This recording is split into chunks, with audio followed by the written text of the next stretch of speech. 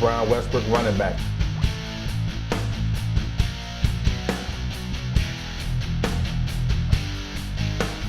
Team Supreme member. My development as an athlete, especially as a younger athlete, you have to have that sound foundation.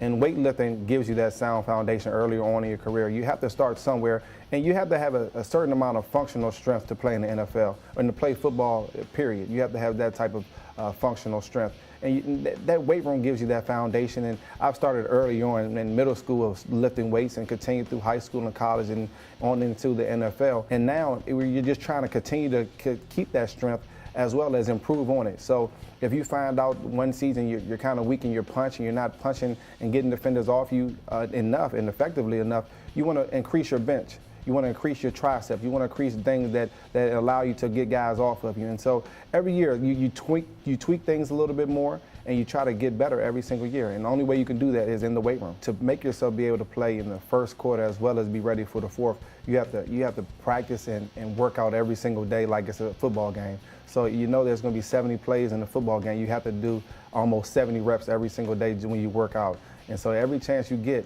you're out on that football field running and trying to do stairs. You're trying to do different things to keep your body in shape, and that's the most important thing of being an NFL football player.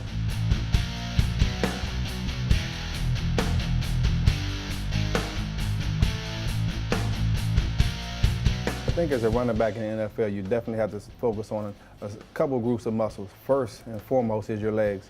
You want to have strong legs, and that enables you to last throughout the season. So you want to strengthen your quads and your hamstrings as well as your calves. And when you strengthen those muscles, you have to keep in mind that those are the things that are going to keep your ankles and your knees in shape and able to perform every single Sunday. Secondly, you need good shoulders. You're going to be taking hits every single play, so you definitely need to have good shoulders and be able to take that pounding of a 16-game NFL season.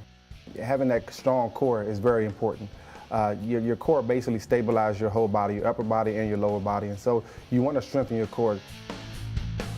Some of the things that I do to make my core a lot stronger is hanging abs. Is when you're hanging from a bar and you're pulling your knees up. And you're kind of simulating running a little bit there, but at the same time you're strengthening your abs and your core. You have to do other ab work as well. That's crunches, different types of sit-ups, and that helps strengthen your ab muscles, and that's part of your core as well. And I think a lot of people kind of overlook your back, and your back is an important part of your core as well. And so what I like to do is they're called Supermans, where you lay on the floor, you raise a hand and your opposite leg up, and it strengthens your back, which is an important part of your core.